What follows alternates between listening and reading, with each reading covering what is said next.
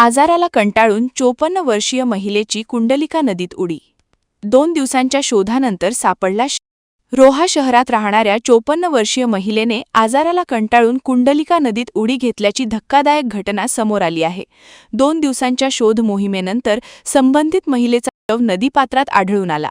मिळालेल्या माहितीनुसार रोहा येथील मातोश्री मंगल कार्यालय परिसरात राहणाऱ्या विनया विनोद कदम या 23 जून रोजी घरातून बाहेर पडल्या होत्या. त्यानंतर त्या परत न आल्याने त्यांच्या नातेवाईकांनी रोहा पोलीस ठाण्यात बेपत्ता झाल्याची तक्रार दाखल केली होती. तक्रारीनंतर पोलिसांनी तपास सुरू केला होता. दरम्यान 24 जून रोजी सकाळच्या सुमारास एका महिलेने कुंडलिका नदीच्या काठावरून उडी मारल्याची माहिती पोलिसांना मिळाली. माहिती मिळताच पोलिसांनी तातडीने SVRSS रेस्क्यू टीमला पाचारण करून नदीपात्रात शोध मोहीम सुरू केली. शोध मोहिमेदरम्यान रोहापासून सुमारे 7 ते 8 किलोमीटर अंतरावरील कुंभोशी गावाजवळ नदीपात्रात एका महिलेचा शव आढळून आला.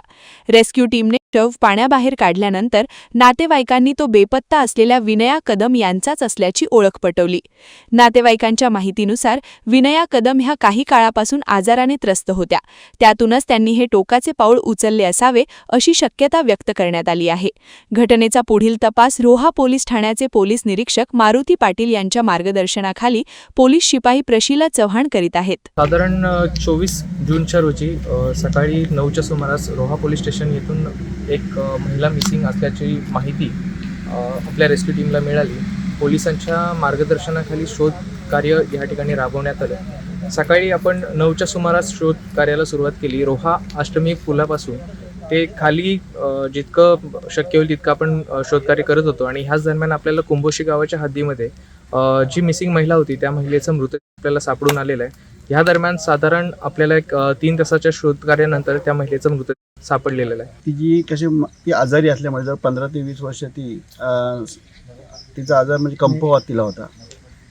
तर ते कंप होतामुळे ती गोळ्या घेऊन तिला कंटाळा आला होता आणि आम्ही डॉक्टरकडे तिला घेऊन गेल्यानंतर डॉक्टरनी असे सांगितलं की तिला आता ते भास व्हायला लागले ते आणि भास अशी व्हायची की तिला असं वाटायचं कोणतरी आलेलं आहे.